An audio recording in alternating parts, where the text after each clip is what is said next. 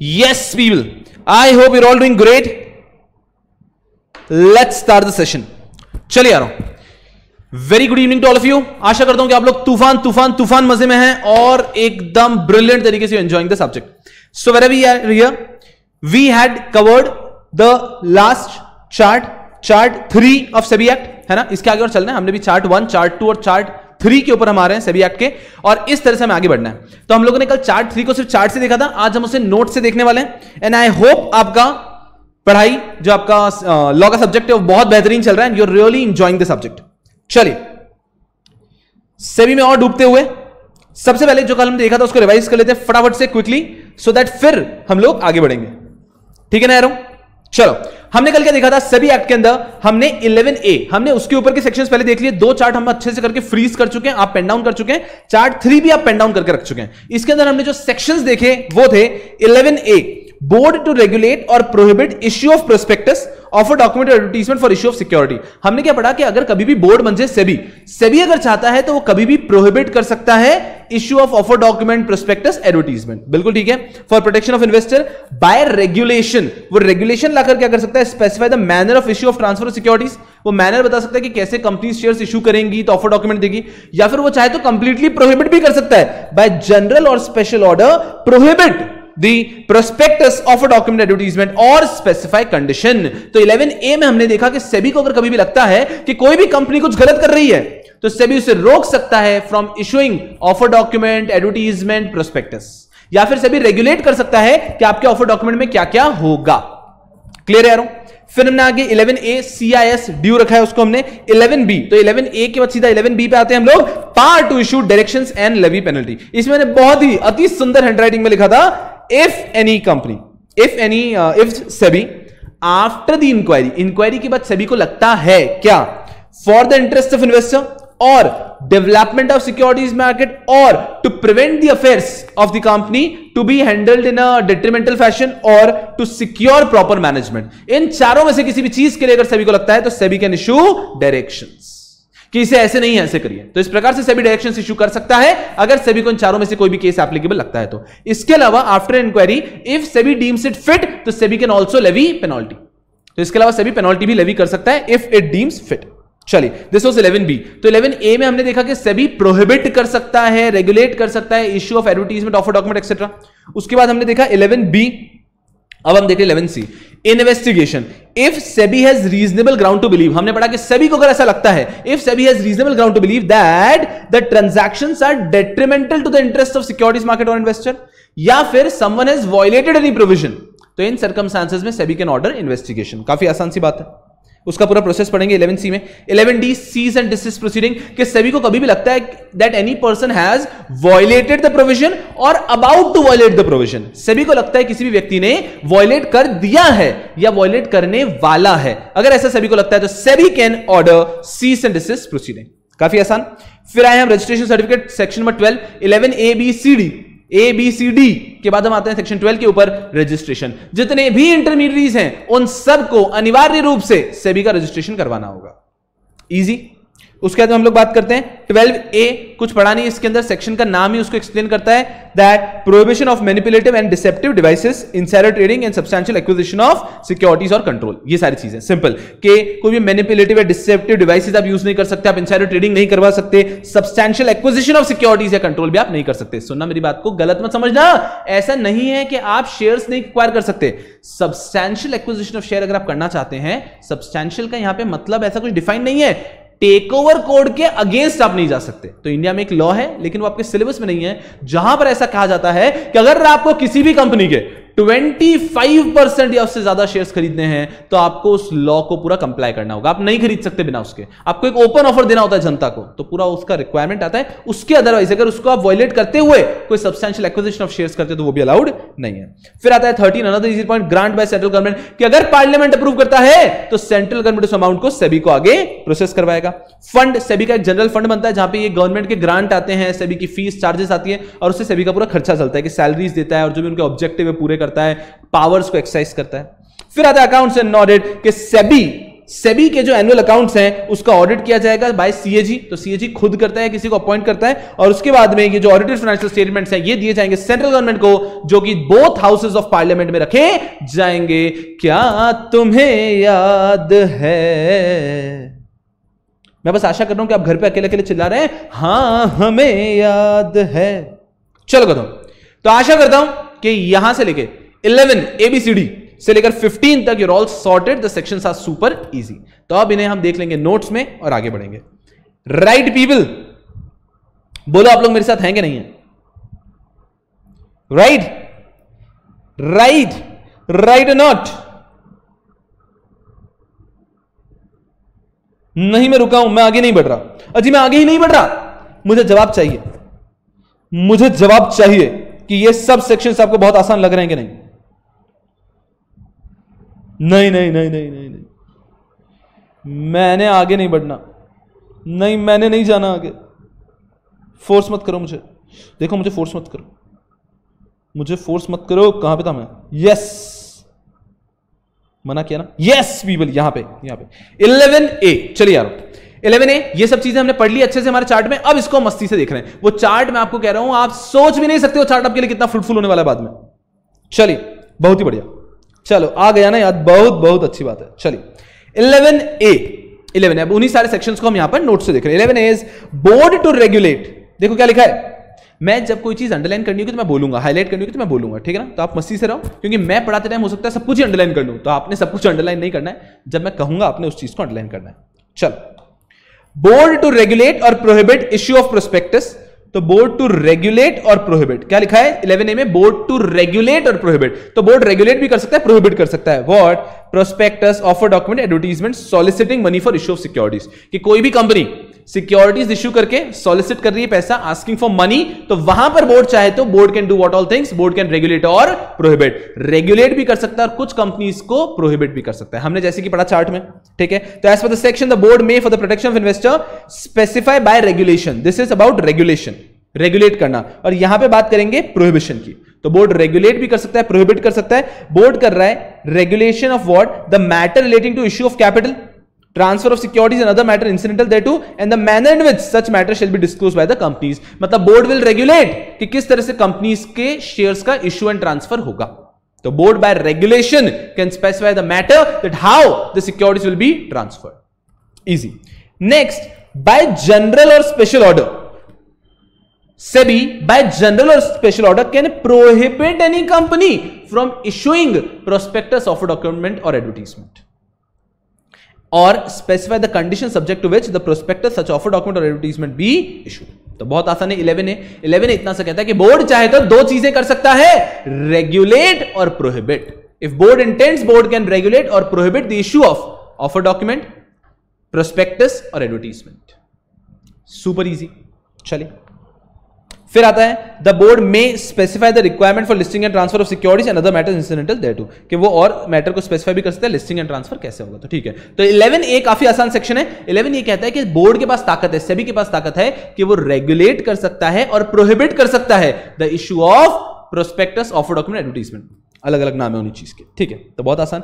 11AA CIS, मैंने जैसे कि कहा ये ड्यू करूंगा मैं, इसका पूरे चैप्टर से कोई रिश्ता नाता नहीं है, ये एक आइसोलेटेड टॉपिक है, तो इसको पूरा चैप्टर खत्म करने के बाद आइसोलेटेड तरीके से देखेंगे, ठीक है? आप चाहें तो पेंसिल से ड्यू लिख सकते हैं और आप नहीं चाहें तो मत लिखिए, मुझे याद ही रहेगा। चलिए 11B, तो 11A में हमने देखा कि board has a power to regulate और prohibit the issue of prospectus, advertisement और ऑफर डॉक्यूमेंट। अब हम यहां पर आ रहे हैं 11B पे।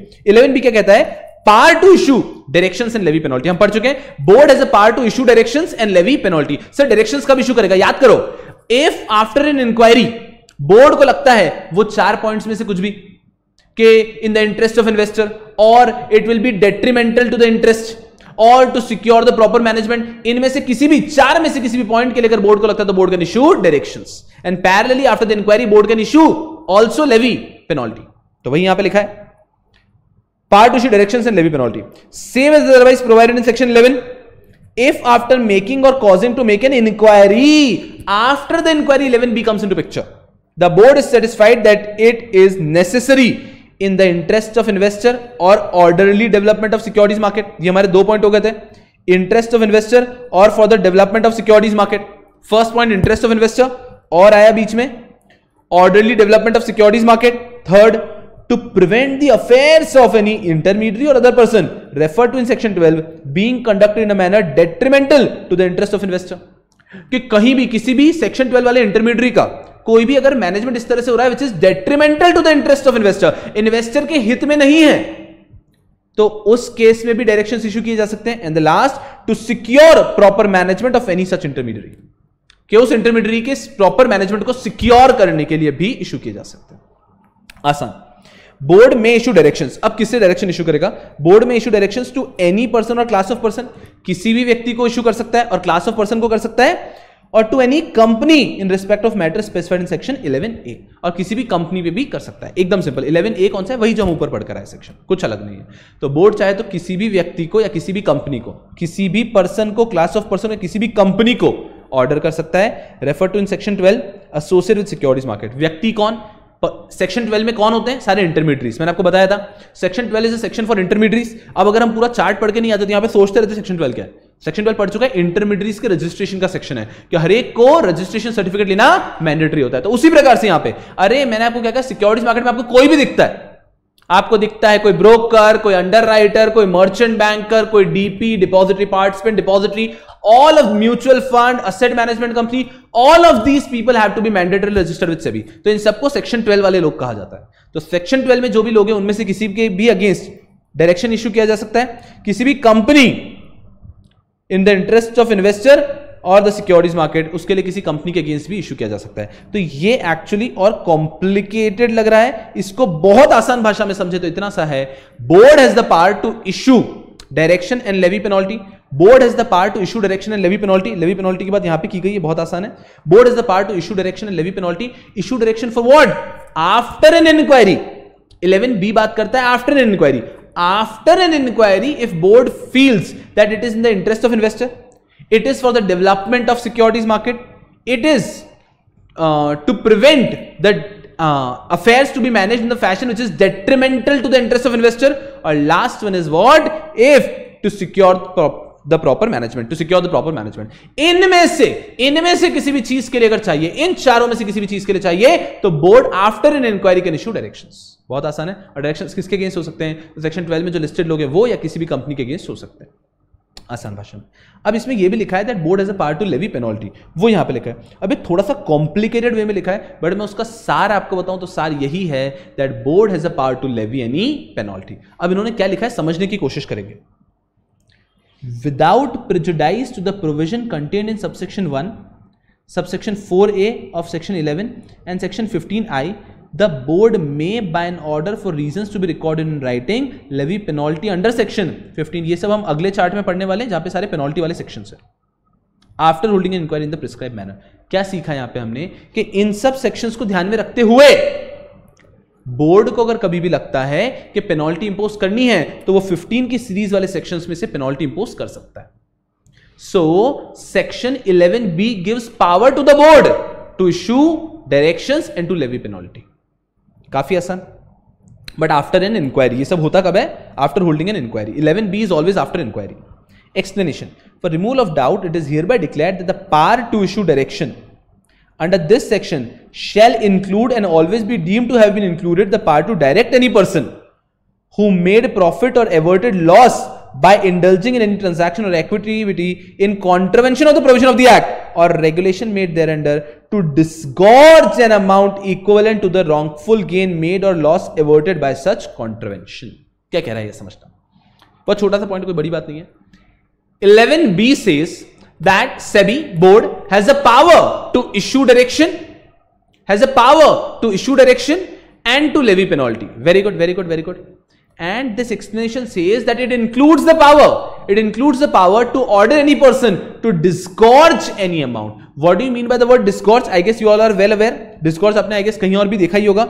Disgorgement का मतलब क्या होता है? किसी व्यक्ति ने अगर कुछ wrongful gain किए तो हम ऑर्डर कर सकते हैं कि वो पैसा लाके जमा कराओ सभी के पास, to disgorge that amount.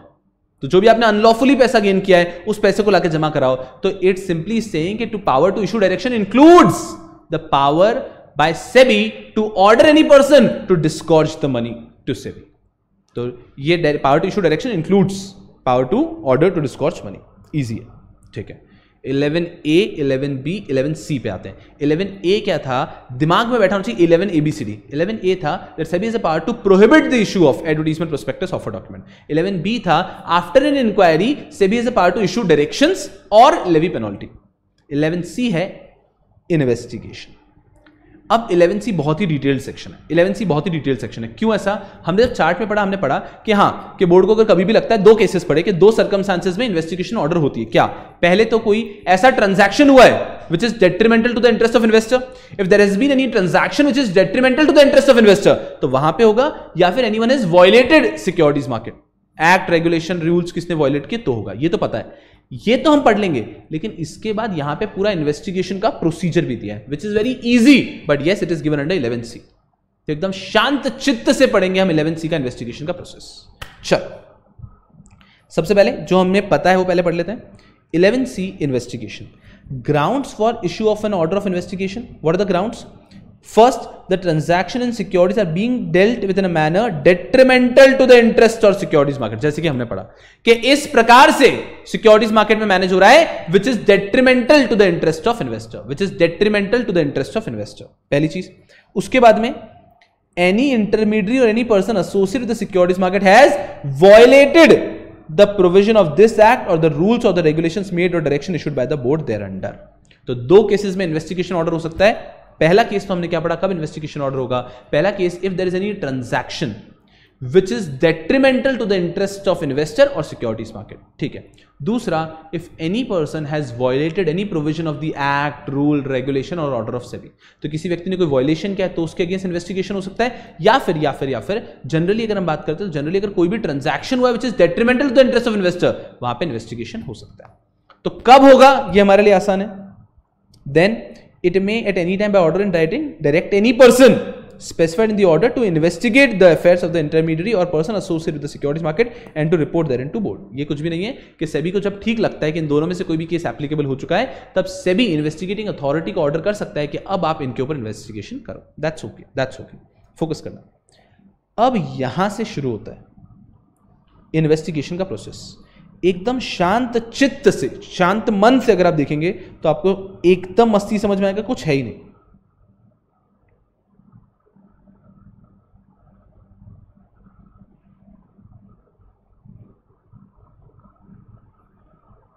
Sir आप कुछ है ही नहीं बोल के क्या करे जा रहे हो? मैं बता रहा हूं ना ये। और यहां पे स्टार्ट होगा सीजन डिस्कस। मेरा विश्वास मानो, ये जो हम पढ़ने वाले हैं it is going to be super easy. मतलब कुछ है ही नहीं, इतना आसान है, सेल्फ एक्सप्लेनेटरी है पूरा। हम लोग एक बार डिस्कस करेंगे, बिल्कुल बहुत आसान है। और उसके बाद वापस ये छोटे छोटे सेक्शंस है कि सीजन डिस्कस ए सुनो ना, तुमने अगर कोई वायलेशन किया है ना, या फिर कोई वायलेशन करने वाले हो ना, तो सीजन डिस्कस लगा देंगे। रजिस्ट्रेशन के जितने भी इंटरमीडिएट हैं सबको रजिस्ट्रेशन कराना होगा, फिर वापस सारी इजी इजी इजी सेक्शंस है। बस ये सेक्शन जो हम पढ़ रहे हैं इंस्पेक्शन वाला, इन्वेस्टिगेशन वाला, here you need to have some patience. There is nothing difficult in here, you just need to have some patience. चल, अब इन्वेस्टिगेशन के प्रोसेस पे, इन्वेस्टिगेशन के बारे में हम क्या जानते हैं? अभी तक हम इन्वेस्टिगेशन के बारे में सिर्फ इतना सा जानते हैं कि अगर कोई ट्रांजैक्शन हुआ है which is detrimental to the interest of investor और सिक्योरिटीज मार्केट, या फिर any person has violated any rule, act, regulation और any order of SEBI, in these two circumstances SEBI can order inspection. ये हमें पता है, हमें सिर्फ ये पता है। क्लियर है? अब हम इसके आगे बढ़ने की कोशिश करें कि हाँ इंस्पेक्शन ऑर्डर, इन्वेस्टिगेशन ऑर्डर हो गया, उसके बाद क्या? चल फोकस है सब लोग यहां पे। It shall be the duty of, सबसे पहला क्या पॉइंट चल रहा है? Furnishing of relevant document to the investigating authority. अब आप समझो सेबी ने अब आप इसको एक्चुअली इमेजिन करते चलो ताकि आपको इजी जाएगा। देखो कैसा है बेटा जी, सीए फाइनल्स में आपका इतना ज्यादा याद करने का है ना कि अगर हर चीज को आप ऐसे सोच लोगे ना, हाँ ये तो बाद में याद कर लेंगे, तो वो अक्यूमुलेट हो जाएगा। तो उसको इस तरह से स्टोरी फॉर्म में रखो कि चीजें ऑटोमेटिकली अपने दिमाग में फीड होती रहे एंड लाइफ थोड़ी सी आसान होती रहे। ठीक है? तो अब दिमाग में इमेजिन करो कि सेबी ने इन्वेस्टिगेशन ऑर्डर कर दिया, कि इन्वेस्टिगेटिंग अथॉरिटी को भेज दिया है। अब नेक्स्ट चीज क्या होगी प्रोसेस में? Furnishing of relevant document to the investigating authority. सबसे पहले सेबी एक्ट में ये लिख के देंगे ना वो कि अब इन्वेस्टिगेटिंग अथॉरिटी आ गई, कंपनी का कोई व्यक्ति उससे कोऑर्डिनेट नहीं कर रहा है, ब्रोकर उसकी बात नहीं मान रहा है, तो सबसे पहले इन्होंने बोला है सेबी एक्ट में कि इन्वेस्टिगेटिंग अथॉरिटी आएगी तो आपने उसके साथ कोऑर्डिनेट करना है, वो जो इंफॉर्मेशन मांग रहा है देना है, जो डॉक्यूमेंट मांग रहा है देना है, जो फाइल्स मांग रहा है देना है। बेसिक चीज देखते हैं। Furnishing of relevant document to the investigating authority, it shall be the duty of every manager, managing director, officer and other employees of the company and every intermediary referred to in section 12. Company के सारे employees और जो section 12 के intermediary हैं, underwriter, broker, mutual fund, AMC, ये सब, इन सब के मैनेजर एम्प्लॉइज की ड्यूटी है टू डू व्हाट, यहां से पढ़ेंगे टू डू व्हाट, और क्या, every person associated with securities market, हर एक व्यक्ति जो सिक्योरिटीज मार्केट में एसोसिएटेड है फॉर प्रिजर्विंग द डॉक्यूमेंट्स, जैसे कि जो सेबी जो स्टॉक एक्सचेंजेस में काम कर रहे हैं, तो उन्हें भी करना है, क्या करना है, रुको, to produce to the investigating authority or any person authorized by it in this behalf all the books, register, other document and record of or relating to the company or as the case may be of or relating to the intermediary or such person which are in their custody or power. क्या लिखे यहां पे लोग, ये कह रहे हैं कि हर एक कंपनी के सारे मैनेजर्स बोलो, सारे एम्प्लॉइज बोलो, या इंटरमीडियरी के मैनेजर से एम्प्लॉइज बोलो, उनको इन्वेस्टिगेटिंग अथॉरिटी को डॉक्यूमेंट्स देने हैं जो वो डिमांड करेगा. मुझे बताओ इसमें कुछ पढ़ाने जैसा है क्या? I hope you understand. So it's just so simple, but you have to imagine the entire story in your head so you are able to accumulate at the given place and you are able to recall at the correct time. ठीक है बेटा जी, तो focus करो एकदम. हम क्या पढ़ रहे हैं, हम 11C में इन्वेस्टिगेशन पढ़ रहे हैं, हम 11C में इन्वेस्टिगेशन पढ़ रहे हैं. तो हमने पढ़ा कि सेबी को उन दो सर्कमस्टेंसेस में, वापस सर्कमस्टेंसेस नहीं बोल रहा हूं, 3 बार बोल चुका लेक्चर शुरू होने के बाद, ठीक है ना, transaction which is detrimental to the interest of investor और सिक्योरिटीज मार्केट और any violation of rule, regulation, act, order of SEBI. तो इन केसेस में इन्वेस्टिगेशन ऑर्डर होता है, सेबी ऑर्डर करता है इन्वेस्टिगेटिंग अथॉरिटी को जाओ, तो इन्वेस्टिगेटिंग अथॉरिटी जब आएगा तो कंपनी के सारे लोग उससे कोऑर्डिनेट करेंगे, उसको सारे डॉक्यूमेंट देंगे. बहुत आसान. नेक्स्ट, पीरियड ऑफ कस्टडी, कि एक बार इन्वेस्टिगेटिंग अथॉरिटी ने सारे डॉक्यूमेंट्स अपने हाथ में ले लिए, फिर क्या रख ही लेगा क्या, कि नहीं अब तो ये मेरे पास रहने दो साहब, या फिर कुछ टाइम पीरियड होगा वहां पे. Focus here. The investigating authority may keep in its custody any books, register, other documents and record produced for 6 months. ये जो हमने रिकॉर्ड्स पिछले पॉइंट में लिए ना, ये हम कब तक हमारे पास रख सकते हैं, ये हम रख सकते हैं for 6 months. And thereafter shall return the same to any intermediary or person associated with securities market by whom or whose behalf the books, register and documents records are produced. Just underline or highlight the word 6 months. बस underline and highlight the word period of custody and 6 months. Period of custody को highlight नहीं भी किया तो चलेगा, वो तो heading है 6 months, ताकि जब जल्दबाजी में रीड करो पीरियड ऑफ कस्टडी 6 months है. हाँ, पिछले पॉइंट के अंदर हमने क्या कर लिया, हमने उसको हमारे हाथ में ले लिया है, इन्वेस्टिगेटिंग अथॉरिटी ने सारा अपने हाथ में ले लिया, उसके बाद में it can keep it for maximum 6 months. अब देखो, the investigating authority may call for any book, register, other documents and records if they need again. अगर उनको लगता है कि वापस जरूरत है तो 6 months में वापस तो देना है, बट उसके बाद भी चाहिए तो वापस मांगा जा सकता है, बड़ी बात नहीं है. If the person on whose behalf the books, register, other documents are produced requires certified copy of the books, then simple है, the other documents and records produced before the investigating authority, it shall give certified copy of such books. कुछ भी नहीं लिखा है. क्या लिखा है यहाँ पे, कि अगर सामने वाले व्यक्ति सर्टिफाइड कॉपी मांगता है तो आपको सर्टिफाइड कॉपी देनी. ये कैसा होता है समझो, कभी कभी कोर्ट प्रोसीडिंग्स है तो आपके डॉक्यूमेंट्स की सर्टिफाइड कॉपी मांगी जाती है, मतलब आपकी डॉक्यूमेंट्स की फोटोकॉपी सादी नहीं चलेगी, फोटोकॉपी विच इज सर्टिफाइड कि हाँ ये एक्चुअल फोटोकॉपी है, ट्रू कॉपी, ऐसा. तो अगर आपसे किसी भी डॉक्यूमेंट की सर्टिफाइड कॉपी मांगी जाएगी तो आपको वो सर्टिफाइड कॉपी भी देनी है. आसान सी बात है, कोई बड़ी बात नहीं है. ठीक है, चलो हमने क्या चीज सीखी इसके अंदर, सबसे पहले सीखा कि सबसे पहले तो हमने पढ़ लिया किन ट्रांजैक्शन में होगा. ठीक है, उसके बाद में सबने इन्वेस्टिगेटिंग अथॉरिटी के साथ में कोऑर्डिनेशन करना, उसको सारे डॉक्यूमेंट्स वगैरह देने. वो कब तक अपने पास रख सकता है, 6 months. 6 months के अंतर्गत उसको वापस देने, लेकिन अगर investigating authority needs it again तो he can call it again. Wonderful. Then examination on oath, छोटा सा पॉइंट है. Any person directed to make an investigation may examine on oath any manager, managing director, officer, other employees of the intermediary. क्या कहने की कोशिश कर रहे हैं कि अब हम जिनके ऊपर इन्वेस्टिगेशन कर रहे हैं उन सब को investigating authority can also examine on oath. अब उसको जरूरत पड़ेगी तो करेगा ना, ऑफ कोर्स, राइट. और any person associated with securities market in any manner in relation to the affairs of his business and may administer on oath accordingly and for the that purpose may require any of those person to appear before it personally. अभी तक life बहुत आसान चल रही, समझो. 4 point आए. तो पहले पॉइंट में तो उन्होंने बोला कि किन केसेस में इन्वेस्टिगेशन होगी. दूसरे पॉइंट में बोला everyone has to coordinate with the investigation officer, वो मांगेगा इन्वेस्टिगेटिंग अथॉरिटी उसको दो. तीसरे में बोला कि वो कितने समय तक डॉक्यूमेंट्स रख सकता है. ठीक है बेटा जी, 6 months तक. 4th पॉइंट के अंदर हमने पढ़ा एग्जामिनेशन ऑन ओथ, कि उसे लगता है कि किसी भी व्यक्ति को ऑन ओथ एग्जामिन करना है तो वो करने की अथॉरिटी रखता है. अच्छा, ऑन फेलियर, अब सुनना मेरी बात को अच्छे से, ये कुछ नई चीज आई. If any person fails without reasonable cause or refuses to do what? To produce to the investigating authority or any person authorized by it in this behalf any books, register, other documents. कि investigating authority ने मांगा लेकिन company के व्यक्ति ने दिया नहीं. To furnish any information which is his or his duty. Investigating authority ने इंफॉर्मेशन मांगी लेकिन उस व्यक्ति ने दी नहीं. To appear before the investigating authority personally or to answer any question which is put to him by the investigating authority in pursuance of that subsection. Investigating authority ने कोई भी क्वेश्चन पुट किया और आपने आंसर किया नहीं. To sign the notes of any examination, या फिर investigating authority बोला कि आपने जो चेक किया उस पर साइन करके दो और सामने व्यक्ति ने साइन करने से रिफ्यूज कर दिया. अगर इन्वेस्टिगेटिंग अथॉरिटी से आप कोऑर्डिनेट नहीं कर रहे हो, उसके जो बुक्स डॉक्यूमेंट्स मांगे आप नहीं दे रहे हो, उसके बाद में उसने कोई इन्फॉर्मेशन मांगी आप नहीं दे रहे हो, उसने कोई सवाल पूछा आप जवाब नहीं दे रहे हो, आपने जिन डॉक्यूमेंट्स को एग्जामिन किया उसने कहा साइन करो आप नहीं कर रहे हो, ये सब चीजें अगर आप कर रहे हैं, so then you will be punishable with imprisonment for a term. आपको समझना है सबके लिए, इन सब में से कुछ भी किया तो क्या होगा? Imprisonment for a term which में एक्सटेंड टू 1 ईयर, 1 साल की इंप्रिजनमेंट हो सकती है, और विथ फाइन विच में extend to 1 crore or with both.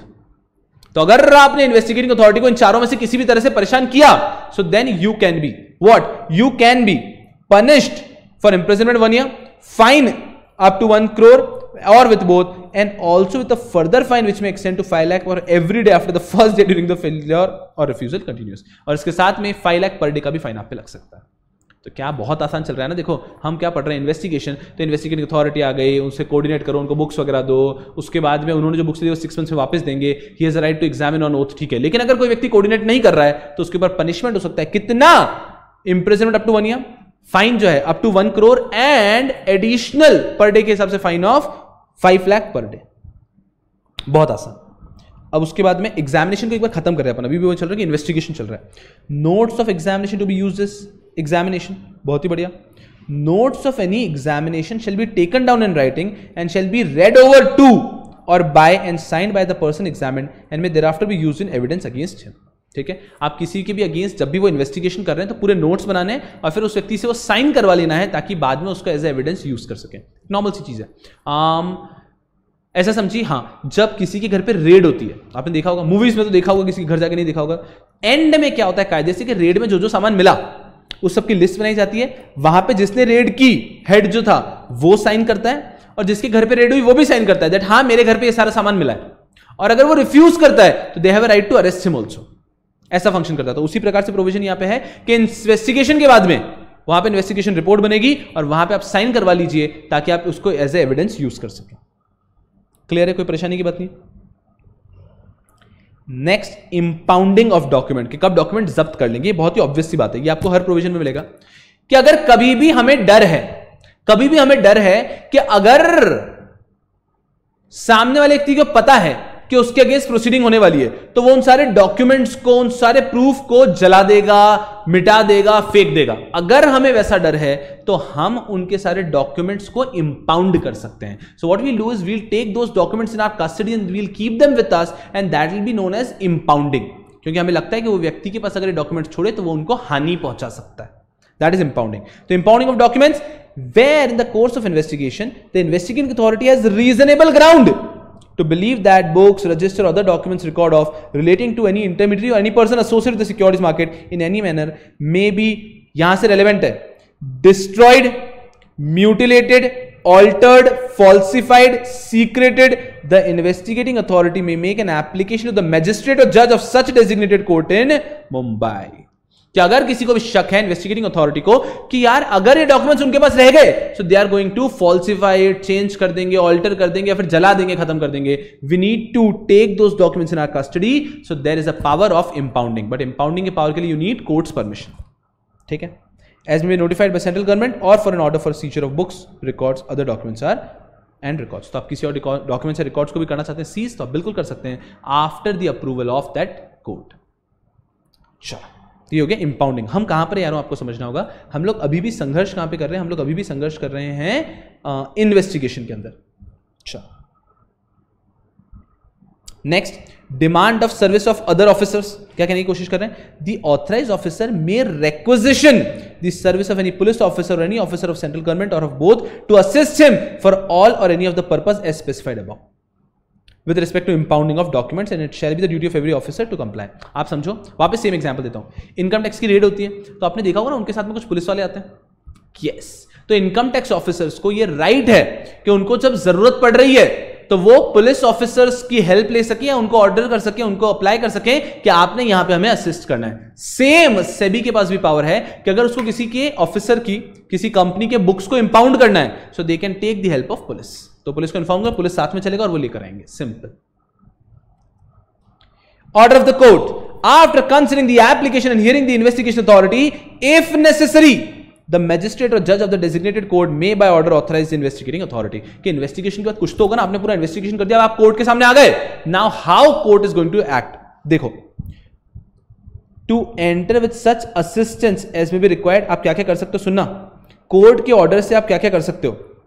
To enter with such assistance as may be required the place or places where such books, registers and other documents are kept. अभी क्या कह रहे हैं, अभी रुको, अभी तक फाइनल पे भी नहीं आए हम लोग. अभी क्या कह रहे हैं, ये इन्वेस्टिगेशन अथॉरिटी को जहां पे भी मदद चाहिए वो कोर्ट के ऑर्डर की मदद ले सकती है. और कोर्ट के ऑर्डर से वो क्या क्या कर सकते हैं, कोर्ट उनको असिस्ट कर सकता है.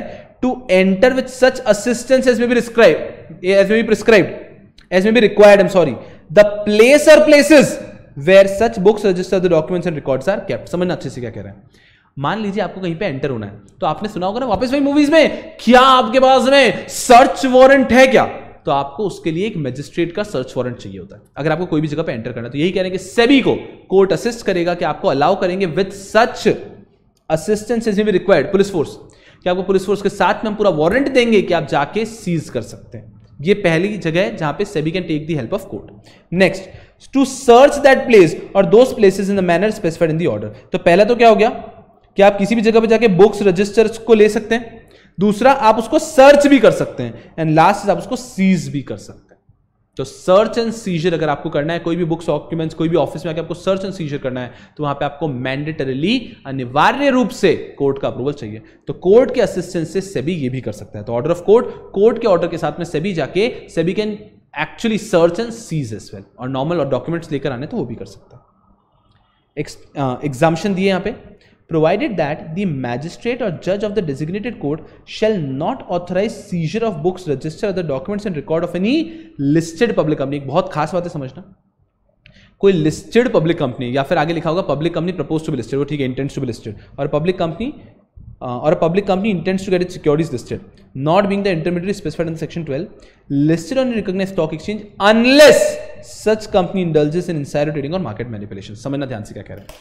ये कह रहे हैं कि अगर मान लीजिए सेबी को कभी भी लगता है, प्रैक्टिकली समझो अच्छे से, अगर मान लीजिए सेबी को कभी भी लगता है कि ये है ना हमारा ब्रोकर है, हमारा अंडरराइटर है, हमारा म्यूचुअल फंड वाला है, हमारा असेट मैनेजमेंट कंपनी है, हमारा डिपॉजिटरी पार्टिसिपेंट है, हमारा डिपॉजिटरी है, हमारा स्टॉक एक्सचेंज है, सेबी को कभी भी लगता है कि ये सब जो इंटरमीडियरीज है ना, इनमें से कुछ भी गलत हो रहा है, तो सेबी क्योंकि सेबी से रजिस्टर्ड लोग हैं यार, ये लोग काम कर रहे हैं, तो सेबी इमीडिएटली जा सकता है कोर्ट के पास. कोर्ट मुझे सर्च एंड सीजर का ऑर्डर दो, मैं जाके फोड़ दूंगा उनको, कोर्ट ऑर्डर दे देगा, कोर्ट ऑर्डर दे देगा. लेकिन अगर सेबी को किसी लिस्टेड कंपनी के अगेंस्ट ऑर्डर चाहिए, लिस्टेड कंपनी और company intends to be listed, मतलब अबाउट टू बी लिस्टेड है, तो लिस्टेड कंपनी बोलता हूं मैं उनको, लेकिन सेबी को अगर किसी लिस्टेड कंपनी के अगेंस्ट सर्च एंड सीजर का ऑर्डर चाहिए, तो वो सिर्फ तब मिलेगा जब लिस्टेड कंपनी ने या तो इनसाइडर ट्रेडिंग का केस है या फिर मार्केट मैनिपुलेशन का केस. समझना अच्छे से, सिर्फ इनसाइडर ट्रेडिंग और मार्केट मैनिपुलेशन, इन दो सर्कमस्टांसेस में ही, सिर्फ इन दो सर्कमस्टांसेस में ही आपको राइट मिलेगा कि आप कंपनी के अंदर जाकर सर्च एंड सीजर कर सकते हो. क्यों यारों, एक लिस्टेड कंपनी है, लिस्टेड कंपनी के ऊपर सेबी सर्च एंड सीजर कर रही है, it's a huge thing to hamper the goodwill and share price of a listed company. So सिर्फ ये दो केसेस, या तो इनसाइडर ट्रेडिंग या मार्केट मैनिपुलेशन है, सिर्फ इन सर्कमस्टेंसेस में सर्च एंड सीजर होगा अगेंस्ट द कंपनी. बट हाँ, सेक्शन 12 वाले इंटरमीडिएट्स में तो कभी भी उनको अपने बच्चे मारो पीटो, अरे अपने माता पिता अपने बच्चों को तो कभी मारते पीटते हैं. और खैर तो पिछली जनरेशन की बात कर रहा हूं यार, आज की जनरेशन तो अलग ही सिर पे बिठा के रखती है, खैर छोड़ो उस बात को. पर पिछली जनरेशन यार, जब मतलब आप, मैं आपको बता रहा हूं, जब हम बच्चे हुआ करते थे, अरे मतलब ऐसे पिताजी का मन हुआ सट करके मारते, मतलब क्या हो गया, तू ध्यान नहीं रखता है, तूने कुछ तो किया. अरे I am just kidding about it, हाँ of course I am exaggerating, बस यस. तो आप अपने बच्चों को तो जब इच्छा होता फोड़ सकते हो ना, लेकिन आप ऐसे ही कोई पड़ोसी के बच्चे को जाके मारोगे ऐसे, अरे आज बहुत गुस्सा आ रहा है, दे 2 लात उसको मार देते हैं. Of course not people. So just try and understand, if SEBI has to get a search and seizure order against section 12 के intermediates, these are all people working working under SEBI, under the regulation of SEBI, तो उनके against search and seizure order मिल जाएगा। But अगर listed company है कोई, उसके against search and seizure order चाहिए तो इजीली नहीं मिलेगा। तो कोर्ट सिर्फ तब देगा जब या तो मार्केट मैनिपुलेशन है या फिर इनसाइडर ट्रेडिंग है, बहुत सीरियस कोई केस है, ठीक है। उसके बाद में impounded documents will remain in the custody of investigating officer, जो इन्वेस्टिगेटिंग अथॉरिटी उनके पास रहेगा impounded documents. The investigating authority shall keep in its custody the books, register, other documents and record the seizure under this section for the period for not later than, सुनना ध्यान से, इंपाउंडेड documents को भी highlight करेंगे क्योंकि दो चीजों में कंफ्यूजन हो सकता है आपको। इंपाउंडेड डॉक्यूमेंट्स को भी हाईलाइट करेंगे and then not later than conclusion of the investigation as it considers necessary. समझना, इन्वेस्टिगेटिंग अथॉरिटी अगर नॉर्मली कोई भी डॉक्यूमेंट्स आपके मांगता है, इन्वेस्टिगेटिंग अथॉरिटी अगर कोई भी आपके डॉक्यूमेंट्स मांग रहा है, आप उसको दे रहे हैं, तो वो इन्वेस्टिगेटिंग अथॉरिटी को कितने टाइम में देने हैं? 6 months. If investigating authority has asked for some documents, you are giving those documents, investigating authority has to give it back within 6 months. Right? Simple. But if investigating authority has impounded certain documents because of the fear that you people will actually alter it, falsify it, या फिर आप उसको कुछ हानि पहुंचाना चाहते हैं, तो आपके डॉक्यूमेंट्स को इंपाउंड किया है, तो वो फिर कंक्लूजन तक रहता है। It has to be clear in your mind कि अगर डॉक्यूमेंट्स मांगे with due process of law, आपने ड्यू प्रोसेस से दिए, कोई परेशानी, 6 months में आपको वापस मिलेंगे, मैक्सिमम 6 months भी वापस कॉल किया जा सकता है। लेकिन अगर डॉक्यूमेंट्स इंपाउंड किए कभी भी, तो इंपाउंड किए अगर आपने डॉक्यूमेंट्स को, तो वहां पे कंक्लूजन तक, जब तक पूरा केस सेटल नहीं होता, केस का फाइनल कोर्ट का ऑर्डर नहीं आ जाता है, तब तक डॉक्यूमेंट्स आपके जमा रहेंगे, इंपाउंडेड रहेंगे। क्लियर है? और उसके बाद thereafter shall return the same to the company or the body corporate as the case में भी, कोई बड़ी बात नहीं, ठीक है। यस, तो कोर्ट के ऑर्डर जो सीज हुए, डॉक्यूमेंट्स इंपाउंड हुए, वो फिर पूरे कंक्लूजन के बाद में आपको मिलेंगे। Easy. Provided that the investigating authority may, before returning such books, register the documents and records aforesaid, place identification mark on them or every part thereof. अगर इन्वेस्टिगेटिंग अथॉरिटी को लगता है तो उनके ऊपर आइडेंटिफाइंग मार्क्स लगा सकता है, SEBI investigating authority, SEBI investigating authority, SEBI investigating authority, so that every time it will be known कि इनके इन डॉक्यूमेंट्स पे इन्वेस्टिगेटिंग अथॉरिटी लेके गई थी। ऐसा किया जा सकता है। एवरी, अभी लास्ट पॉइंट इतना सा है कि एवरी सर्च एंड सीजर, जब भी सर्च एंड सीजर होगा किसी का भी, तो वो होगा सीआरपीसी के हिसाब से। मैंने आपको बताया था इंडिया में 2 प्रोसीजरल कोड है, इंडिया में 2 प्रोसीजरल कोड है, एक सीपीसी और एक सीआरपीसी है, ठीक है। CPC civil procedure code, CrPC criminal procedure code, जिसको आप कोड ऑफ क्रिमिनल प्रोसीजर भी कह सकते हो, कोड ऑफ सिविल प्रोसीजर भी कह सकते हो। ये 2 प्रोसीजर कोड है कि कोर्ट में प्रोसीजर कौन सा फॉलो होगा, या तो सीपीसी होगा या सीआरपीसी होगा, ऐसा होता है, ठीक है। हमारे रेफरेंस में थोड़े समय पहले सीपीसी भी आया था कि सेबी के पास है power like a civil code given under CPC, और ऐसे 5 पावर्स थी। यहां पे सीआरपीसी का रेफरेंस ऐसे आया है कि जब भी सर्च एंड सीजर होगा तो procedure will be followed of CrPC. CrPC 1973, CPC if I am not wrong it is 08, right. तो code of criminal procedure 1973 and code of civil procedure, तो सिविल प्रोसीजर जैसी पावर्स हैं और criminal procedure का पूरा procedure follow होगा। ऐसा मत सोचना कि सर ऐसा कैसे हो सकता है, सीपीसी भी आ गया, सीआरपीसी भी आ गया, ऐसा होता है, एब्स्ट्रैक्ट में चल रहा है। सेबी के पास पावर्स हैं like a civil code under CPC, for search and seizure the procedure will be followed for of CrPC. Clear है? ऐसा मत समझ लेना कि पूरा का पूरा सेबी का प्रोसीजर सीपीसी या सीआरपीसी से हो रहा है। अगर सेबी का प्रोसीजर सीपीसी या सीआरपीसी से होता ना, तो यहां पे भी केसेस को सालों लग जाते, 10-10 साल तक केस चलता, बिकॉज सीपीसी एंड सीआरपीसी बहुत स्लो है। लेकिन सेबी का अपना प्रोसीजर है जो कि बहुत फास्ट है, बहुत फास्ट है। मतलब सेबी तो 6 महीने में खत्म करता है केस। स्पेशली सैट के बारे में बात करूंगा तब बताऊंगा, एकदम सिंपल।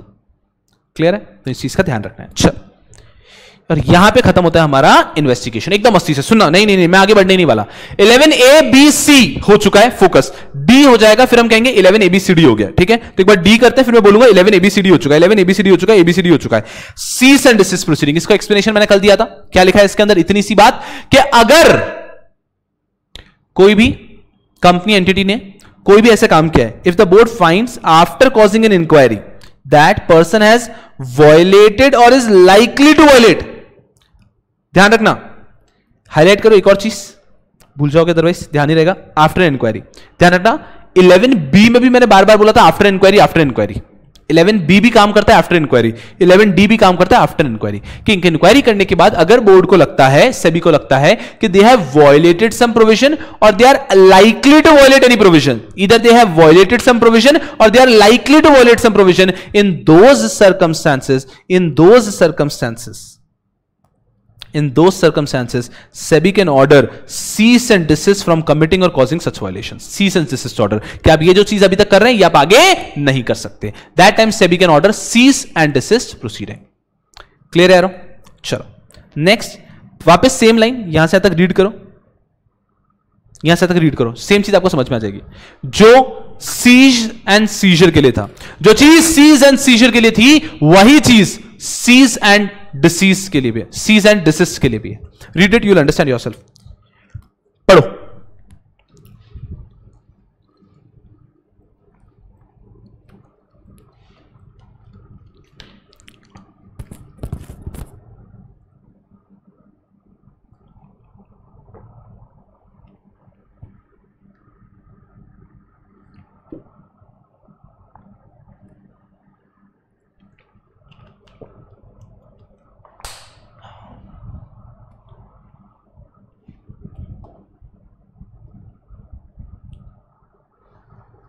समझ में आया क्या? मगज में आया क्या? चिल्लाने, इधर इधर इधर चल जा रहा हूं. तो क्या लिखा है यहां पे? वही चीज जो ऊपर पढ़ी थी हमने कि cease and desist order. Cease and desist order किसी भी इंटरमीडियरी के अगेंस्ट तो पास हो जाएगा कभी भी सेबी की इच्छा से, बिकॉज सेबी के बच्चे हैं, सेबी चलते फिरते टपैक मार देगा. लेकिन अगर सीज एंड डिसिस्ट ऑर्डर किसी लिस्टेड कंपनी और a company intends to be listed पे आपको लगाना है, तो उन सर्कमस्टेंसेस में, इंटेंड्स टू बी लिस्टेड का मतलब मैं पहले बता चुका हूं, तो उन सर्कमस्टेंसेस में you need to have a reasonable ground to believe that either insider trading हुआ है या market manipulation हुआ है. सिर्फ इन circumstances में आप ऑर्डर कर सकते हैं, सिर्फ इन circumstances में आप ऑर्डर कर सकते हैं. ठीक है बेटा जी, चल ये हो गया cease and desist. अब मैं बहुत खुश होकर ये कहना चाहता हूं जी, मैं बहुत खुश होकर कहना चाहता हूं that we are done with ABCD. 11A, 11B, 11C, 11D. Done done done, बहुत अच्छे से, कोई परेशानी की बात नहीं है. 11A, 11B, 11C, 11D. 11A prohibit कर दूंगा, एडवर्टीजमेंट इशू नहीं करने दूंगा मैं. 11B I can issue direction, I can levy penalty. 11C investigation. 11D cease and desist order. बहुत प्यार से. चलो बहुत इजी सेक्शन है, ट्रस्ट में कोई कॉम्प्लिकेशन पार्टी नहीं था, हमने पूरा पढ़ा ना. माय इंटेंशन इज कि मैं आपको अच्छे से एक बार पढ़ा देता हूं चार्ट में, एंड देयर आफ्टर एक बार नोट्स की यहां पे एक बार क्विक ग्लैंस करा दूं तो आपको ऐसा लगता है हाँ एवरीथिंग इज कवर्ड, और एमसीक्यू के टाइम पे आप जी जान से फोड़ सकते हो. That is the actual intention. चलो अब आते हैं 12 पे. 12 को ICAI ने क्या किया? सेक्शन नंबर 12 में ICAI ने कॉपी किया as it is bare act को. हमारा नोट्स में क्या है? ICAI का मॉड्यूल, ICAI के मॉड्यूल में क्या था? As it is bare act, as it is bare act. ठीक है, तो as it is bare act copy कर दिया. मैं आपको क्या बता रहा हूं, इन्होंने जो चीज इतनी घुमा फिरा के लिखी है ना, इन्होंने जो चीज इतनी घुमा फिरा के लिखी है, यहां से लेकर यहां तक बहुत आसान भाषा में लिखी जा सकती थी. I want you people to read it once. रीडो रीडो रीडो पूरा. यहां से ये है, इनके लिए ये है, इनके लिए ये है,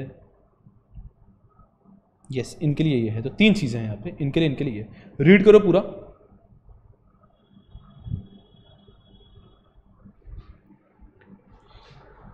रीडो रीडो.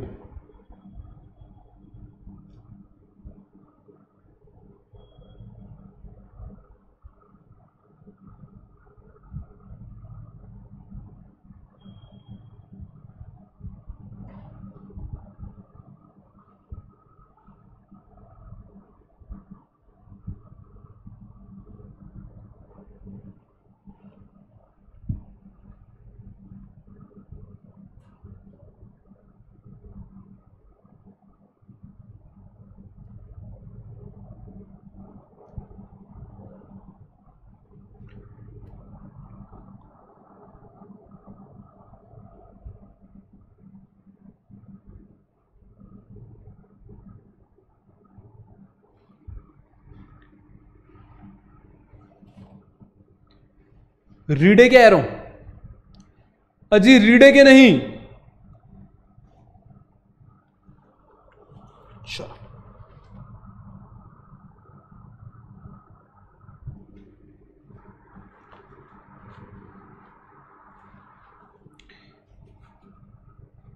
बहुत बढ़िया. चलिए रीड किए होंगे आप. इन्होंने जो इतना घुमा फिरा के लिखा है उसको एक सिंपल भाषा में लिखा जा सकता.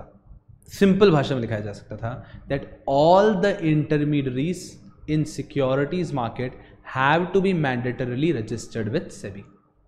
देखो क्या लिखा है इन्होंने लिखा है person who are authorise to buy sell और डील इन सिक्योरिटीज, कि जो भी बाय सेल और डील कर रहे हैं वो उनका नाम दिया और लिखा है कि उनको रजिस्ट्रेशन मैंडेटरी है। ठीक है, बोर्ड में by notification specify the person who shall buy sell और डील इन सिक्योरिटीज, फिर हम स्पेसिफाई करेंगे कि ये लोग भी बाय सेल और डील कर सकते हैं। ठीक है, and person who shall sponsor और कॉस्ट टू बी स्पॉन्सर्ड और कैरी ऑन और carry cause to be carried on any venture capital fund, collective investment scheme, CIS जो हमने ड्यू छोड़ा है 11AA का, इंक्लूडिंग म्यूचुअल फंड। तो कोई म्यूचुअल फंड है, कलेक्टिव इन्वेस्टमेंट स्कीम है, वेंचर कैपिटल फंड है, उसके जो स्पॉन्सर होते हैं उनको भी रजिस्ट्रेशन सर्टिफिकेट लेना होगा। स्पॉन्सर क्या होता है मैं आपको बताता हूं बेटा जी, जैसे कंपनी में प्रमोटर होता है, promoter refers to a person who conceives the idea of the company, who starts the company। Exactly same mutual fund में होता है स्पॉन्सर।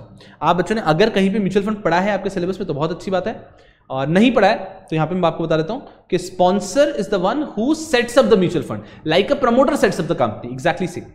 ठीक है, तो जो mutual fund, CIS, venture capital fund, इनका जो स्पॉन्सर होता है लाइक अ प्रमोटर, आप लिख सकते हैं लाइक अ प्रमोटर, अगर आपको लगता है भूल जाओगे, लाइक ए प्रमोटर। तो जैसे प्रमोटर होता है कंपनी, वैसे स्पॉन्सर होता है, तो उसको भी रजिस्ट्रेशन लेना मैंडेटरी है, तभी वो काम कर सकता है। फिर यहां पे बोला है कि बोर्ड नोटिफिकेशन से स्पेसिफाई करेगा कि कौन कौन बाय और सेल कर सकते हैं, और ऊपर क्या लिखा है कि ये लोग जो बाय और सेल कर सकते हैं उनको रजिस्ट्रेशन मैंडेटरी है। पढ़ लेते हैं एक बार।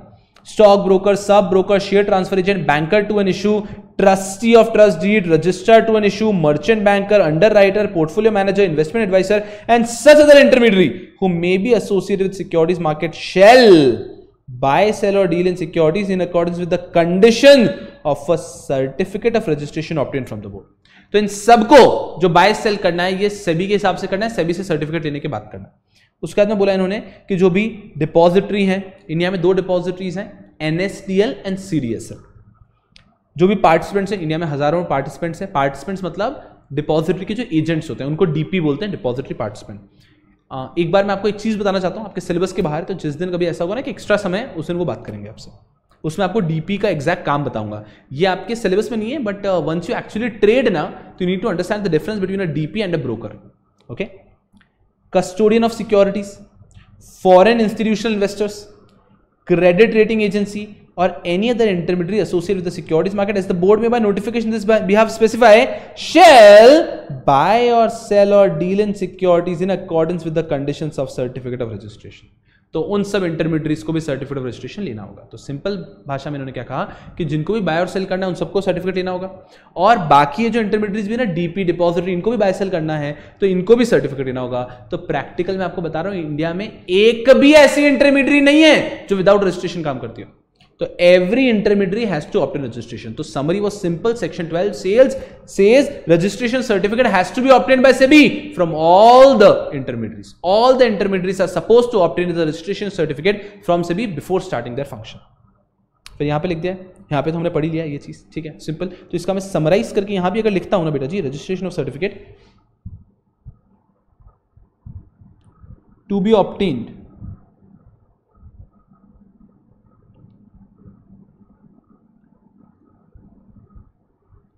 by all the intermediaries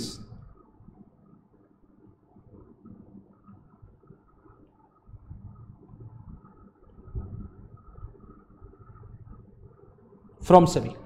तो registration certificate has to be obtained from all, मतलब from SEBI by all the intermediaries, that is the SAT। Sir एक बार रजिस्ट्रेशन सर्टिफिकेट मिलकर फिर नाचो ना, फिर तो कुछ हो ही नहीं सकता है ना। ऐसा नहीं है बेटा जी। अगर SEBI को कभी भी लगा कि आप अच्छे से काम नहीं कर रहे हैं या फिर आप अपनी ताकत का गलत इस्तेमाल कर रहे हैं, तो वहां पर SEBI आपको सस्पेंड या कैंसिल भी कर सकता है।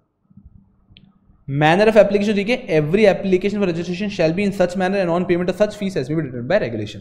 इसी के ये सब सिलेबस में नहीं है आपके, कि आपको क्या कि पूरा प्रोसीजर होता है इसका भी, कि कोई भी इंटरमीडियरी एप्लीकेशन देगी, उसके बाद में फीस देगी, फिर उस इंटरमीडियरी के ऊपर मिनिमम कैपिटल रिक्वायरमेंट बताऊँ ना, ब्रोकर, डिबेंचर ट्रस्टी, ये सब अगर आपको बनना है इंडिया में, तो उसके लिए कैपिटल, मतलब डिबेंचर ट्रस्टी के लिए आपकी कैपिटल 5 करोड़ होनी चाहिए, तभी आप बन सकते हैं। तो हर कोई नहीं बन सकता, तो ऐसा पूरा रेगुलेशन है, वो सब सिलेबस में नहीं है आपके। सस्पेंशन कैंसिलेशन, कि कभी भी अगर कभी भी अगर सेबी को लगता है कि आपने कुछ गलत किया है तो सेबी आपके रजिस्ट्रेशन को सस्पेंड या कैंसिल कर सकता है। ऑफ कोर्स वो करने के पहले आपको एक अपॉर्चुनिटी ऑफ बीइंग हर्ड दी जाएगी and then the final decision is of SEBI. तो सेबी चाहे तो आपके रजिस्ट्रेशन को कभी भी कैंसिल या सस्पेंड कर सकता है। सिंपल। तो इंडिया में जितने ब्रोकर काम कर रहे हैं, सेबी को कभी लगता है गलत काम कर रहा है, अच्छे से काम नहीं कर रहा है, उसको कैंसिल कर सकता है। ठीक है, after giving an opportunity of being heard that is presumed. चलिए, ये हो गया हमारा 12, section number 12। Section number 12 talks about intermediary. पूरे चैप्टर में कहीं ना कहीं चैप्टर सेक्शन 12 का रेफरेंस आता रहेगा। Section 12 talks about intermediaries. बात खत्म। क्लियर है यारो? चलो, अब आते हैं 12A। 12A में आपको कुछ पढ़ना ही नहीं, मैं आपको क्या बता रहा हूं। 12A is a sheer waste of the entire page. 12A is a sheer waste of the entire page. जो हेडिंग ऑफ द सेक्शन है ना, वही पढ़ना है, बस खत्म। उन्होंने उसी को घुमा फिरा के, जैसे आप बेकाम में आंसर लिख के आते ना, आप बेकाम करते हैं ना, तो बेकाम में जब आप आंसर लिख कर आते हैं उसी प्रकार से इन्होंने यहां पर लिखा है। देखो 12A says prohibition of, what is prohibited? Manipulative and deceptive devices, insider trading, substantial acquisition of shares for control. ये प्रोहिबिटेड। क्या क्या प्रोहिबिटेड है बेटा जी? मैनिपुलेशन प्रोहिबिटेड है, डिसेप्टिव डिवाइसेस लगाना प्रोहिबिटेड है, इनसाइडर ट्रेडिंग प्रोहिबिटेड है, substantial acquisition of shares for control prohibited है। देखो अब क्या लिखा है। No person shall directly or indirectly use or employ in connection with the issue, purchase or sale of any securities listed or proposed to be listed on a recognized stock exchange। तो कोई भी व्यक्ति किसी भी listed security से लेकर क्या employ नहीं करेगा, क्या एम्प्लॉय नहीं करेगा? एनी मैनिपुलेटिव और डिसेप्टिव डिवाइस। कोई भी ऐसा डिवाइस जो कि मैनिपुलेटिव है या डिसेप्टिव है, वो एट द एंड आखिरी तारीख में इंडिया में पूरी ट्रेडिंग ऑनलाइन होती है ना, इलेक्ट्रॉनिकली होती है। तो आप कोई भी ऐसा हैकिंग करके कोई भी ऐसा डिवाइस नहीं लगाओगे जिससे कि आप मैनिपुलेट कर रहे हो मार्केट को। और कॉन्ट्रवीन्स in contravention of the provision of this act or the rules of the regulation made thereunder। और किसी भी तरह से आप कॉन्ट्रवीन कर रहे हैं, किसी भी तरह से आप कोई भी कॉन्ट्रडिक्ट कर रहे हैं किसी भी प्रोविजन ऑफ सिक्योरिटीज लॉ को। So if at all you are contradicting any provision of securities law, you are contravening, to be very precise, any provision of securities law, in those circumstances also you will be a violator of 12A। तो 12A का पहली बात क्या थी? Prohibition of manipulative and deceptive devices. इसको समझने के लिए एक एग्जांपल देता हूं। मैंने आपको बताया था शायद बातों ही बातों में, NSE dark fibre coalition case. देखो, फोन नहीं यार, अभी दिखा नहीं पाऊंगा। नहीं, इंटरनेट चल रहा है क्या? अगर इंटरनेट चल रहा है तो मैं दिखा दूंगा आपको, बिल्कुल। अरे क्या बात है, यस, डार्क वेब नहीं, डार्क फाइबर NSE केस।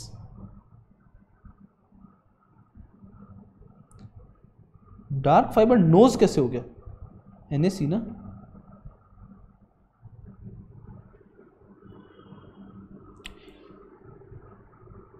कोई भी दिखाते हैं?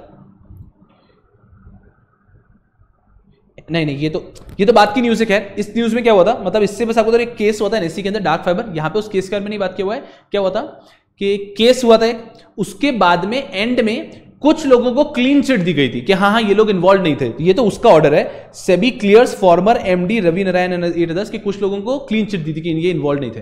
केस क्या था समझाता हूं मैं आपको कि ये जब NSE फंक्शन करता है ना, NSE आप समझ रहे हो ना, NSE कितनी बड़ी चीज हो गई। मतलब थाउजेंड्स ऑफ करोड़ की डीलिंग्स होती है, थाउजेंड्स ऑफ करोड़ की डीलिंग होती है, राइट। और सब every second the share price are changing. तो अभी हम इवनिंग में 6 PM पे लेक्चर लेते हैं, तो इसलिए मैं आपको लाइव मार्केट नहीं दिखा सकता। अदरवाइज अगर आप दिन में लेक्चर होता है लाइव मार्केट देखो, आपको भी दिन में देखोगे, मनी कंट्रोल पे भी देखोगे तो you can see the live market, right. और आप में से काफी बच्चे शायद ट्रेडिंग भी करते हो, यू नो। सो करोड़ की ट्रेडिंग होती है। You just imagine what if कुछ सेकंड्स पहले आपको पता चल जाए कि शेयर प्राइस कैसे चेंज होने वाली है। डोंट यू थिंक आप उसका फायदा, मतलब भाई साहब घर की पूरी प्रॉपर्टी बेच दोगे, सारा पैसा चाहिए लगा दो यहां पे। अब अगर फ्यू सेकंड्स क्या, फ्रैक्शन ऑफ सेकंड्स भी अगर आपको पहले पता चल जाए कि शेयर मार्केट किस तरफ जाने वाला है। तो हुआ ऐसा कि NSE के अंदर कुछ इंटरनेट सर्विस प्रोवाइडर जो कि फाइबर केबल वाला इंटरनेट प्रोवाइड करते हैं, जिससे कि उन सबको एक अच्छी फास्ट इंटरनेट स्पीड मिलती है, बिकॉज टाइम इज मनी वहां ना, तो एक सेकंड में शेयर प्राइस चेंज होती है। तो ब्रोकर्स को अच्छा इंटरनेट एक्सेस मिले, तो एक इंटरनेट सर्विस प्रोवाइडर्स हैं कुछ ऑथराइज, एक अनऑथराइज इंटरनेट सर्विस प्रोवाइडर आया, अनऑथराइज, जो सेबी ने ऑथराइज नहीं किया था, and that person gave this service to few broker. और उसने इस तरह से फाइबर ऑप्टिक्स, उस तरह से डार्क फाइबर बिठाया, उसे डार्क फाइबर कह रहे हैं because it's a case scam बना देन, फाइबर बिठाया that they were getting access a few fraction of seconds prior to other people.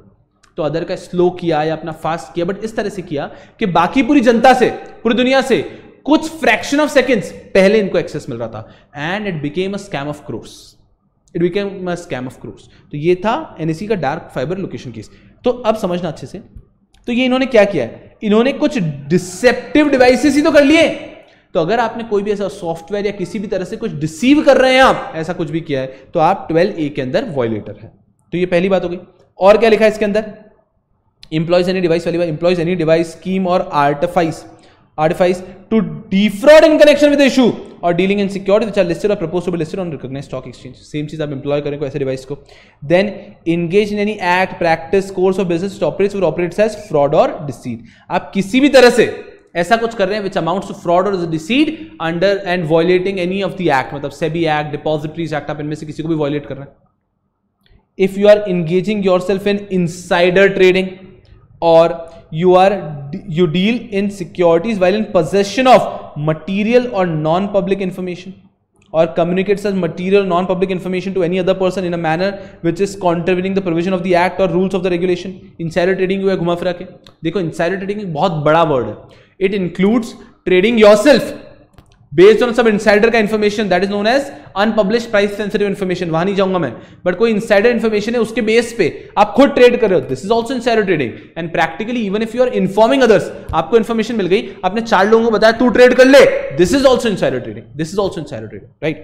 तो आप insider trading कर रहे हैं, या फिर you acquire control of any company or securities more than that the percentage of equity share capital of a company। जो limit है उससे ज्यादा अगर आप acquire कर रहे हैं, that is also violation। वो securities are listed or proposed to be listed on recognized stock exchange in contravention of the law। 12A क्या कहता है, 12A is a self explanatory section, कुछ है ही नहीं इसके अंदर, कुछ नहीं दिया है, क्योंकि एक्चुअली ये सेक्शन इतना वीक क्यों है, क्योंकि जो चीजें ये रोकता है उसके लिए सेपरेट रेगुलेशंस आ चुके हैं। इंडिया में आज की तारीख में इनसाइडर ट्रेडिंग रेगुलेशन है, अनफेयर ट्रेड प्रैक्टिस का अलग रेगुलेशन है सिक्योरिटीज मार्केट में, so they've got separate regulations for these items. तो इसलिए इस सेक्शन का ज्यादा कोई मतलब नहीं है। तो 12A कहता है कि अगर आपने कोई भी मैनिपुलेशन किया, डिसेप्टिव डिवाइसेस लगाए, इनसाइडर ट्रेडिंग की, सब्सटेंशियल एक्विजिशन ऑफ शेयर्स किया बियॉन्ड द लिमिट, तो आप 12A के वायलेटर कहलाएंगे। मैंने कहा ठीक है। 13 तो मैं आपको पढ़ा ही नहीं रहा। 13 CA फाइनल के बच्चे को पढ़ाना मतलब आपको बहुत बड़ी तरीके से डाउट करना है। 13 में आपको नहीं पढ़ा रहा, अरे मैं पढ़ा ही नहीं रहा। Grant by central government, the central government may after the due appropriation made by parliament, एक बार पार्लियामेंट ने आपके लिए अमाउंट अप्रोप्रिएट कर दिया, उसके बाद by law in this behalf make to board grant of such sum of money as that government may think fit. जैसे कि मैंने आपको पढ़ा दिया, चार्ट में हम पहले से पढ़ चुके हैं कि जैसे ही आप समझिए पार्लियामेंट ने अप्रोप्रिएट किया, parliament has appropriated it, thereafter central government can forward that money to SEBI कि हाँ ये पैसा आपका है। तो grant by government, that is section 13, गरीब सा सेक्शन है। फिर आ जाता है फंड, हम ऑलरेडी पढ़ चुके हैं फंड का सेक्शन भी, कि एक सेबी स्पेशल फंड बनता है, सेबी जनरल फंड बनता है। इसके अंदर कहां से पैसा आता है, ये 2 सोर्सेज हैं इनफ्लो के, और ये 3 यूटिलाइजेशंस है। हम पढ़ चुके हैं सारा का सारा कि क्या सोर्सेज हैं, कोई भी ग्रांट, फीस, चार्जेस आ रहा है वो है, या फिर all sum receive by the board from other sources also. किसी भी सोर्स से कोई पैसा है तो सेबी जनरल फंड में ही जाएगा। एंड यूटिलाइजेशन क्या है, सैलरी, अलाउंस, रेम्यूनरेशन जो आपको देना पड़ता है, उसके अलावा आपको सेक्शन 11 के लिए कोई भी पैसे की जरूरत है तो यहीं से जाएगी, या फिर आपको अपने एक्ट के ऑब्जेक्टिव पीपीआर, to protect the investor, to promote the securities market, to promote the development of securities market and to regulate the securities market, अपने ऑब्जेक्टिव के लिए भी आपको पैसा चाहिए तो वो भी आपको इधर से मिलेगा। तो इसके 2 इनफ्लो समझ लो, 2 क्या मतलब, जहां से पैसा है वो इनफ्लो है, और आउटफ्लो में 3 पॉइंट आते हैं, दैट इज फंड। और आपका आखिरी सेक्शन आता है अकाउंट्स एंड ऑडिट, उसके बाद में दुनिया बदल जाती है, लेकिन आपका एक आखिरी सेक्शन आता है अकाउंट्स एंड ऑडिट। उसके बाद में 15A B C D E F G H I J K H, ये जो हम आगे का पढ़ेंगे वो पूरी पेनल्टीज होगी, तो वापस आपका पूरा समय बदल जाएगा। चलो अकाउंट्स एंड ऑडिट करके एक और आपका ड्राई सा सेक्शन है, इसको रैप अप करते हैं और जिंदगी में आगे बढ़ेंगे यार। Accounts and audit, preparation of annual financial statement of board in consultation with CAG of India. Simple कि सेबी को अपने एनुअल फाइनेंशियल स्टेटमेंट्स बनाने, सेबी को proper books of accounts maintain करने और उसका एनुअल फाइनेंशियल स्टेटमेंट्स बनाने इन consultation with CAG. So the board shall maintain proper accounts and have relevant records and prepare an annual statement of accounts in such form as prescribed by central government in consultation with CAG. तो CAG ने जैसे बताया उस तरह से आपको annual financial statements बनाना है, ठीक है। उसका उनका क्या होगा, ऑडिट बाय सीएजी और सीएजी अपॉइंटेड पर्सन। देखो, audit of accounts, the accounts of the board shall be audited bye CAG at such intervals as we specified by him, and any expenditure incurred in connection with such audit shall be payable by the board to the CAG। तो हम तो यही पढ़ते हैं CAG ही कर रहा है ऐसा, तो आपके एक्ट में ऐसे ही दिया है, तो CAG shall audit the records, the annual financial statements of SEBI, तो वैसे ही पढ़ता है। Rights and privileges, the CAG of India and any other person appointed by him, CAG या उन्होंने जिसको अपॉइंट किया है, in connection with the audit of the accounts board shall have the same rights and privileges and authority in connection with such audits as the CAG has in connection with the audit of government account। बस यहां रुकता हूं कि CAG के पास जो ताकत government के accounts को ऑडिट करते टाइम आती है, वही ताकत CAG के पास रहेगी सेबी के अकाउंट्स को ऑडिट करते टाइम, तो सेम पावर रहेगा। And in particular shall have the right to demand the production of books, accounts, connected vouchers and other documents and papers to inspect any of the officers of board। Easy, ठीक है, कि CAG audit कर, CAG का क्या power है, CAG normally government department को जैसे audit करता है वो सारी पावर्स रहेगी, और प्रिसाइजली बता रहे हैं कि हाँ सीएजी कोई भी डॉक्यूमेंट्स मांग सकता है, बुक्स मांग सकता है, किसी भी व्यक्ति को इंस्पेक्ट कर सकता है, ये सारी चीजें सीएजी कर सकता है। सर्टिफाइड कॉपीज कहां जाएगा, आपको मैंने पहले ही बताया था, ये जाएगा सेंट्रल गवर्नमेंट के पास और दोनों हाउसेस के पास में जाएगा ये। सर्टिफाइड अकाउंट्स एंड ऑडिट मतलब audited financial statements of SEBI to be forwarded to central government. The accounts of board are certified by CAG or any person appointed by him in this behalf। CAG या जिसने भी उसको, CAG ने जिसको भी appoint किया था, together with the audit report shall be forwarded annually to central government, and that government shall cause the same to be led before each house of parliament। हा हा, चलिए क्या देखा हमने यहां पे, हमने यहां पे देखा एकदम शांत चित्त से हमने ये देखा यहां पे कि क्या हो रहा है यारों। यहां पे सिंपल तरीके से हमें ये समझ में आ रहा है कि ये जो लास्ट सेक्शन देखा ना, सेक्शन 15, कुछ बात ही नहीं करता, अरे लड्डू, द सेक्शन इज लड्डू। क्या है इसके अंदर, इसमें इतना सा बोला कि सेबी को अकाउंट्स मेंटेन करने, प्रॉपर बुक्स ऑफ अकाउंट्स और उसका एनुअल फाइनेंशियल स्टेटमेंट बनाना है। कैसे बनाना है, जैसा सेंट्रल गवर्नमेंट बोलेगा इन कंसल्टेशन सीएजी। फिर वो किसके पास जाएगा, सीएजी के पास, सीएजी उसको अच्छे से ऑडिट करेगा या फिर किसी और को ऑर्डर करके ऑडिट करवाएगा, ठीक है। सीएजी ने ऑडिट कर दिया, फिर वो किसके पास आएगा, सीएजी के पास पावर है कि वो आपका पूरा जैसे नॉर्मल गवर्नमेंट डिपार्टमेंट ऑडिट करता है तब जो पावर्स रहती है वो सारे पावर्स यहाँ पे भी रहेगी। उसके बाद किसके पास जाएगा, जब ये सब हो चुका है उसके बाद में सीएजी आपके audited financial statements along with audit report, इन दोनों को audited financial statements along with audit report, देखो यहाँ पे लिखा है ना ऑडिटेड फाइनेंशियल स्टेटमेंट, उसके साथ में ऐड कर देता हूं मैं अलोंग विद ऑडिट रिपोर्ट, आप भी ऐड कर लो अपने इसमें, आप भी ऐड कर लो। Along with audit report will be giving it to central government, and central government के पास आएगा और ये बोथ हाउसेस ऑफ पार्लियामेंट में प्लेस किया जाएगा। वाह, चलिए, beautiful beautiful beautiful beautiful beautiful, yes people. चलिए कहां पे हम लोग हैं 15 पे पहुंच चुके हैं। यहां पे हमारे 3 चार्ट हुए यार, ठीक है। तो ऑफ कोर्स हम लोग कोशिश ऐसे कर रहे हैं कि बड़ी समय लग रहा है बट हम अच्छे से पढ़ भी रहे हैं, उसके बाद में नोट्स को एक बार कवर करने की कोशिश कर रहे हैं, so that we'll have that believe कि हाँ आपने पूरा मॉड्यूल एक बार रीड कर लिया है। Before going to write any theory paper, this confidence is very important with respect to multiple things, but most important 2 things. One, that we have read the entire module, institute का पूरा math अच्छे से covered है, and second is yes हमें पूरा recall हो रहा है, तो रिकॉल होगा ही सही because owing to the plan I have for revision as well, तो आपको रिकॉल तो होगा लेकिन एक कॉन्फिडेंस साथ में डेवलप होना चाहिए कि आपका पूरा मैथ कवर हो रहा है। क्लियर है यारो, तो I guess you are all here with me in a supremely sorted fashion. Clear है क्या, चलिए, are you with me, tell me, क्या आप मेरे साथ हैं, क्या आप मेरे साथ हैं क्या?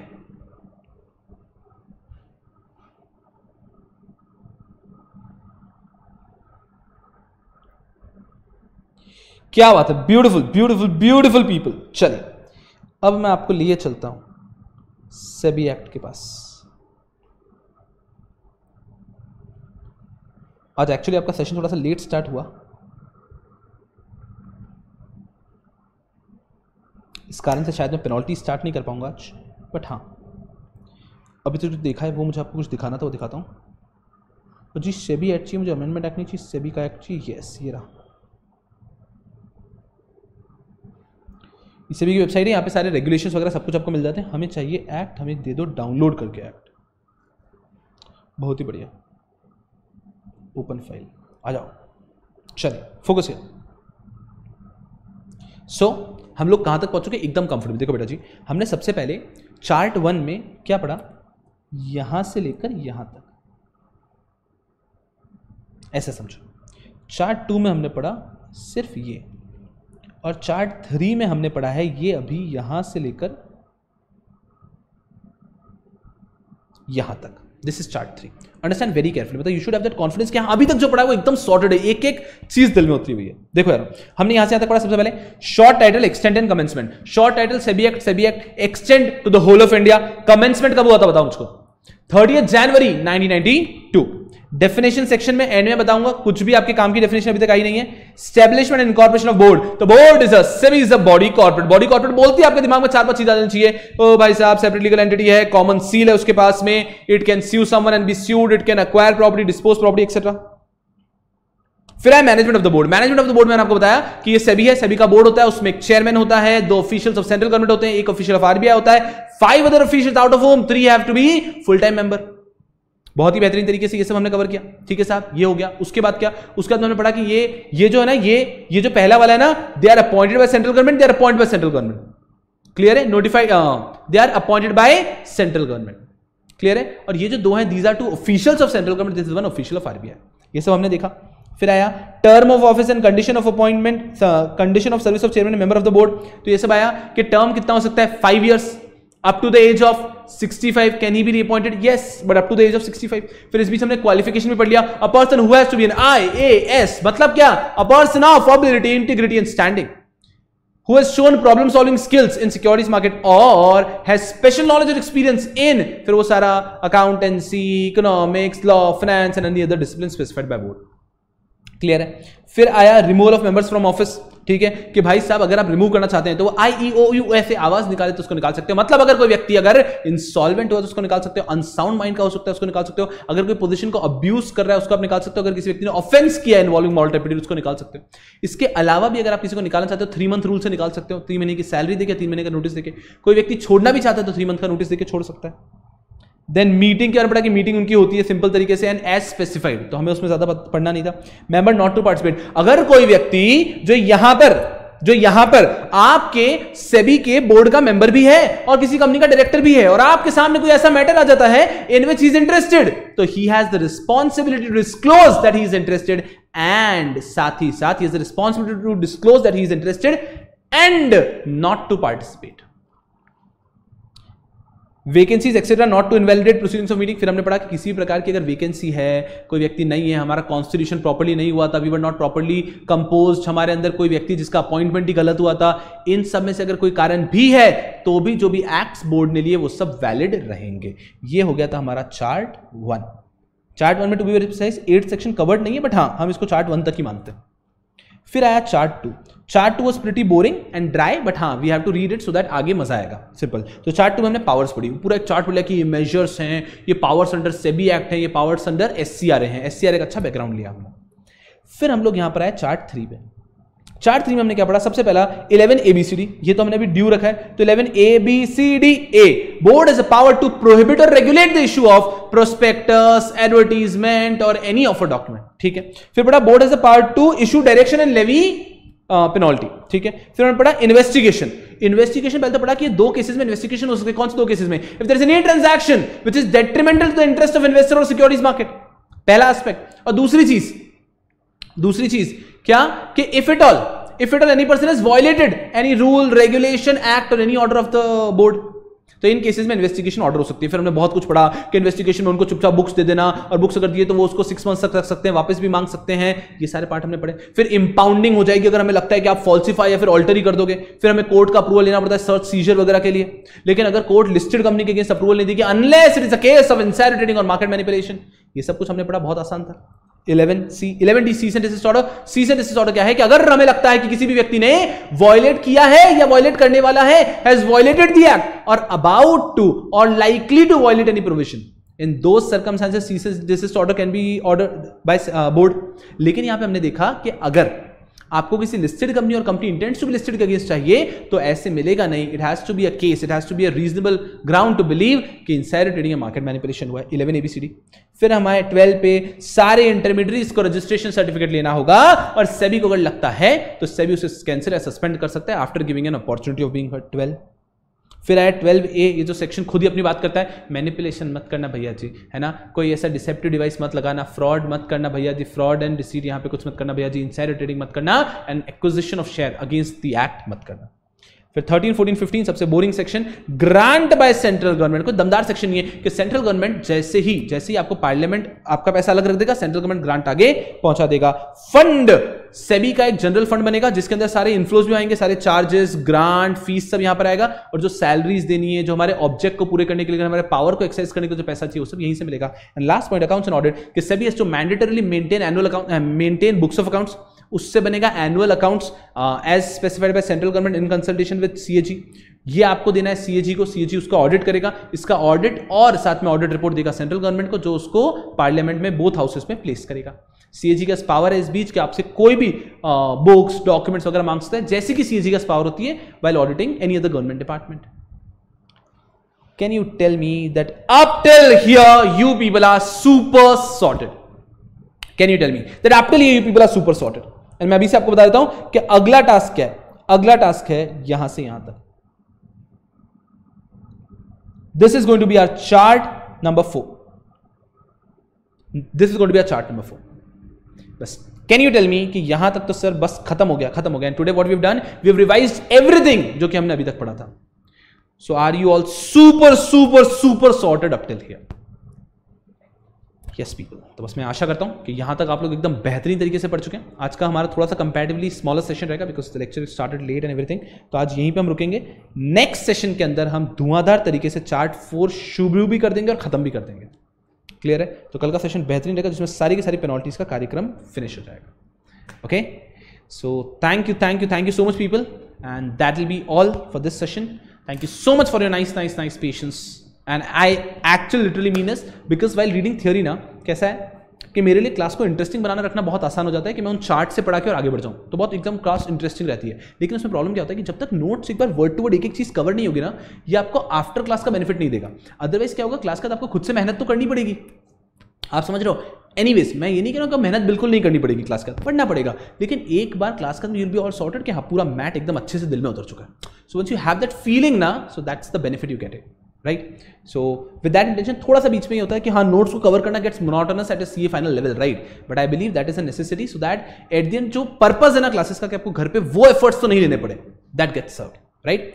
सो with that thank you so much for your nice patience you show while we go through the topic, and I'll see you people tomorrow with the same zeal so that we'll hit the chart number 4 and we'll be all sorted. And जिस दिन हमारे chapter खत्म होगा ना, उस दिन आपका एक बहुत सुप्रीम बेहतरीन रिवीजन लेने का प्लान करो जिसमें एक क्लिप में आपका पूरा चैप्टर रिवाइज करा दूंगा. एंड वो क्लिप आपके पास रहेगा as in an open fashion, so आप वो क्लिप कितनी भी बार देख सकते हैं विदाउट रिस्ट्रिक्शन. तो उससे क्या होगा कि ये क्लिप आपके साथ रहेगा तो SEBI act will never be a trouble for you.